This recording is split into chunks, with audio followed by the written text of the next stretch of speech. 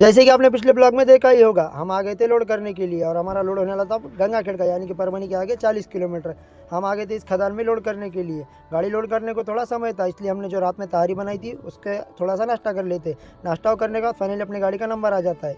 गाड़ी को लगा देते हैं लोडिंग होने के लिए। लगभग 10 मिनट में हमारी गाड़ी लोड होकर तैयार हो जाती है। इसके बाद हम इसका काटा करा लेते। काटा करने के बाद हम गाड़ी को अच्छी तरह से पैक कर लेते। पैक करने के बाद पेपर मिल जाता है, उस पेपर को लेके चले जाते हैं हम गेट पर। गेट पर आने के बाद सबसे पहले हम अपनी गाड़ी को आउट करा लेते हैं।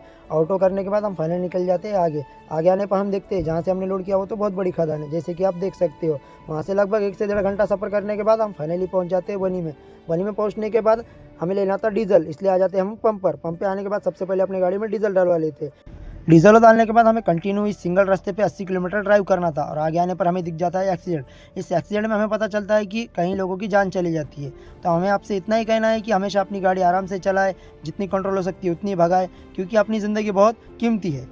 वहाँ से लगभग 1 घंटा सफ़र करने के बाद हम फाइनली आ जाते हैं इस ढाबे पर। ढाबे पे आने के बाद सबसे पहले अपनी फेवरेट दूध में शेव भाजी लगाकर खाना खा लेते। खाना खाने के बाद हम आ जाते हैं यवतमाल में। यवतमाल में आने के बाद हमें मिल जाता है ख़राब रास्ता। इस ख़राब रास्ते को पार करने के बाद हम आ जाते हैं इस टोल नाके पर। टोल नाके पर आने के बाद सबसे पहले अपने गाड़ी का टायर चेक कर लेते।